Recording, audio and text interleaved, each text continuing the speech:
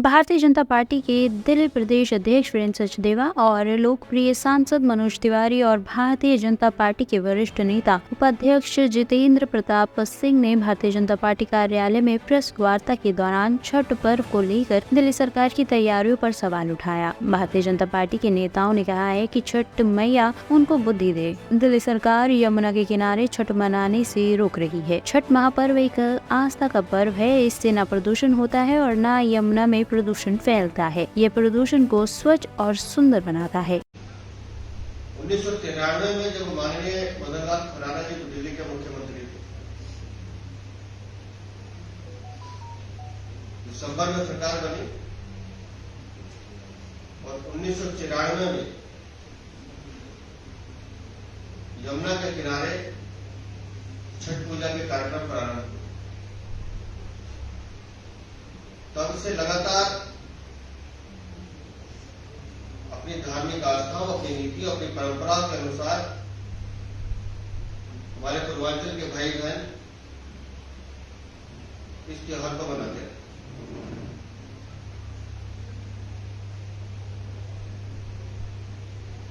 मां यमुना के नाम पर दिल्ली में जो भ्रष्टाचारी सरकार चल रही है,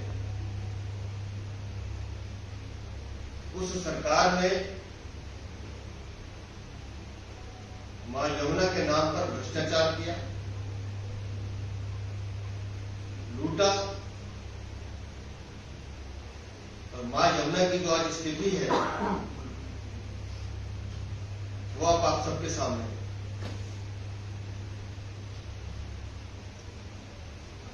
कैसे राजनीतिक तुष्टीकरण की शिकार ये आम आदमी पार्टी की सरकार धार्मिक आस्थाओं के साथ खिलवाड़ करती है। कोर्ट में जाकर एफिडेविट देते हैं कि छठी मैया की पूजा करने से यमुना में प्रदूषण बढ़ता है, इसलिए यमुना किनारे छठी मैया की पूजा करने की अनुमति नहीं दी जाए।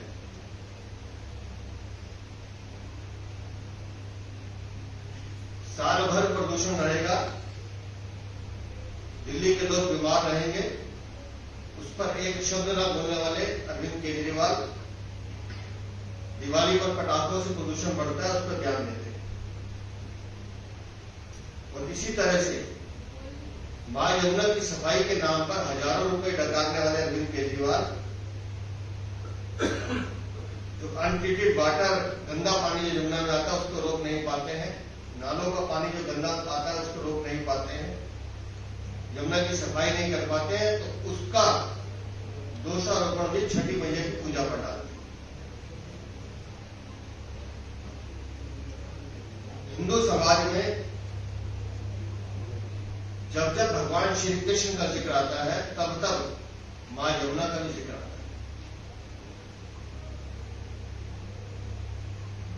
लेकिन अपनी राजनीतिक मजबूरियों के कारण आप कोर्ट में जाके आप एफिडेविट देते हैं कि मां यमुना प्रदूषित हो जाएगी, इसलिए छठी मैया का त्योहार यमुना किनारे ना मनाया जाए। मैं अरविंद केजरीवाल से सवाल पूछना चाहता हूं, अगर छठी मैया की पूजा करने से मां यमुना प्रदूषित हो रही है तो मां यमुना तो कहां से कहां आ रही है? तो सिर्फ दिल्ली में प्रदूषित क्यों? आप छठ के दिन घाघरा की स्थिति देख लीजिए, छठ के दिन असम में ब्रह्मपुत्रा बहती है, नॉर्थ ईस्ट में वहां की स्थिति देख लीजिए, और छठ के दिन नर्मदा जी से लेकर जहां जहां बिहार उत्तर प्रदेश के लोग गए हैं उसमें काशी गंगा तट की स्थिति देखिए। अगर यहां से भी दूर जाना हो तो अमेरिका की स्थिति देख लीजिए, लंदन में जो बड़े बड़े तालाब हैं, बड़ी बड़ी नदियां हैं, उनके किनारे छठ हो रहे हैं।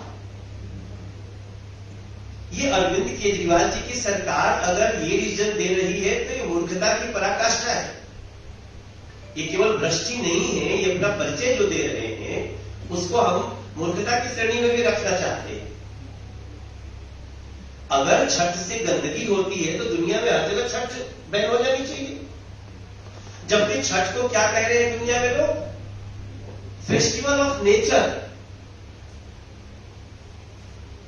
आस्था का महापर्व, प्रकृति का त्योहार।